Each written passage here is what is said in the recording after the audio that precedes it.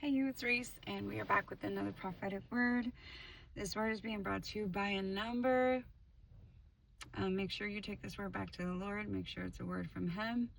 Make sure it's a word for you, and make sure it is a word for you in the season that you are in. Okay? The number is 73, 73. I'm going to be reading from both Hebrew and Greek. Strong's Concordance, and then I will break this down what the Father is saying, okay? All right, so 73, the first definition is contest, struggle, conflict, race, an athletic contest, hence a struggle in the soul. And can mean battle or war, which conveys a similar sense of conflict and effort.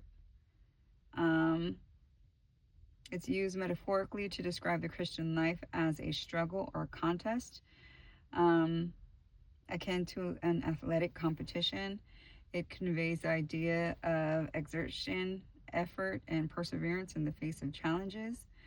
The term emphasizes the disciplined and determined nature of the believer's journey of faith. All right. The next definition is belt, sash. And it's talking about the belt that the priest used to wear back in the Old Testament. But what I'm going to speak on right now is a little part of the cultural and historical background definition of it, because that's what is sticking out. That's what the Father is speaking to me, and it's symbolizing purity, royalty, and sacrifice. Okay? Symbolizing purity, royalty, and sacrifice. And so what the Father is saying when it comes to this word, again, all the words, pretty much all the words I did tonight line up with each other, so you can go back and watch, I think it's 1299, Sin, Death, Instructions, and the Promised Land. And this word is to say that for some of us, God is having to really get in there and put the smack down.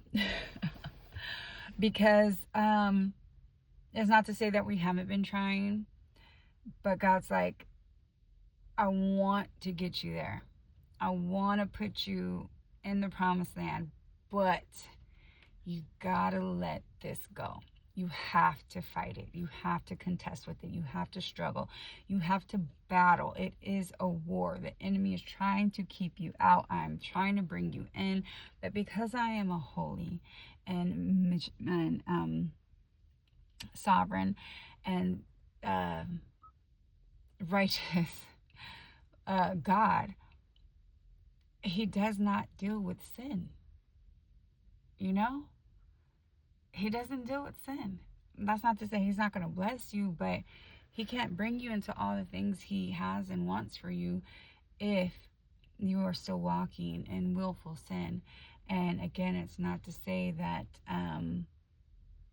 you aren't fighting, but the Father is saying He needs you to fight harder. When He tells you to put it down, put it down. When He tells you that's enough, that's enough. When He tells you don't speak to them, don't speak to them. When He tells you go here, go there. You know, like disobedience, that is a sin too. So whatever that sin is for you, whatever you have a hard time with, God is saying, I need you to fight that thing. I need you to fight that thing.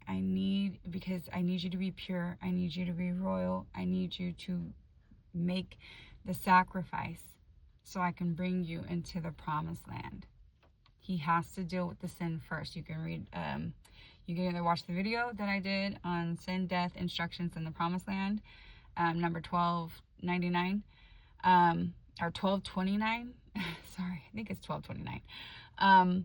Or read the book of Joshua. Read Joshua chapter 7, and it talks in that chapter about God addressing sin and how it affected the whole camp. And he had to address it, and he addressed it publicly before he gave them strategy on how to defeat the kingdom of Ai.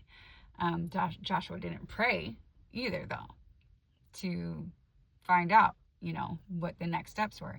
So that's a word in itself. Make sure you are praying, taking all things back to the Lord. If you feel like you were being delayed, take it back to the Lord. Father, what is the delay? Am I doing or not doing? Is someone doing or not doing? What is this about? But this word in particular is speaking about God having to address the sin in order to bring you into the promised land. Okay? All right, that is all I got for you on this word. Again, take it back to Him. And until next time, remember, God loved you then. No matter what you did back then, He loves you now. No matter what you're doing now, and He'll love you in the future. No matter what you may do in the future, God loves you, and He calls you righteous. So stay righteous. And if you are not righteous, for the love of God, get righteous, because not every day is promised to you, okay? All right. And that's all I got for you guys. I am out. You guys have a blessed night. Happy holidays. It's almost Christmas Eve tomorrow. Merry Christmas, Happy New Year, all that good stuff. Spend it with the Lord and whoever He says you can spend it with. Okay. You guys have a blessed one. I'm out. Bye.